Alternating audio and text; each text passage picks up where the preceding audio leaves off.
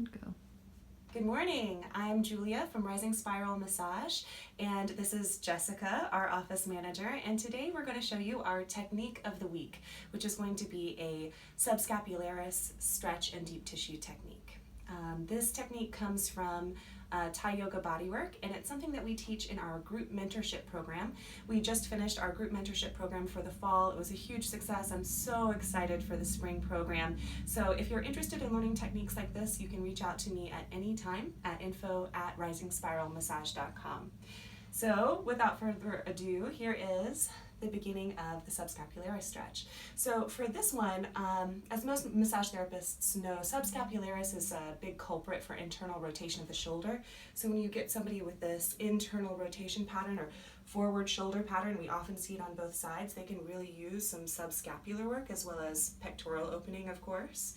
But it's often very hard on our hands. It's hard to get in there with your thumbs and try to floss out that muscle. That's very hard to access. So here's an alternate way to do this.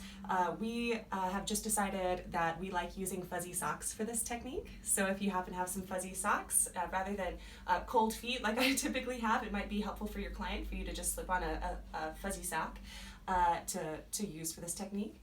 You come to sit right beside them on the table. I know in massage school they teach us to stay out of our client's space, but in Thai Yoga Bodywork we gotta ball up on the table with them. So I'm gonna sit right next to her, and I'm gonna put the arch of my foot, I'm gonna align that with the arc of her armpit. So my heel's on the table, my toes are facing up toward the ceiling, and I'm gonna align my thumbs parallel to each other on her wrist, and I'm going to extend my foot into her armpit just very gently, and I'm going to start with a soft decompression.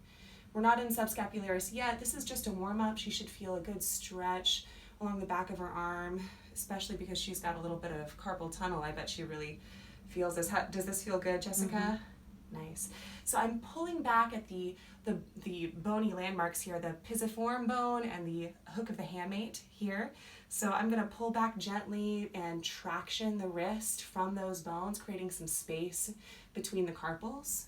And I create just a subtle rotation at the wrist, dragging back as I press my foot up into her arm, creating a stretch. Once I feel like I've gotten a good warm-up relaxation in her hand, her wrist, her arm, I'm going to switch to my toes. Now I'm going to softly curl my toes right along the scapula, right on the inside of the scapula, watching out not to get that nerve that comes down to the ulna.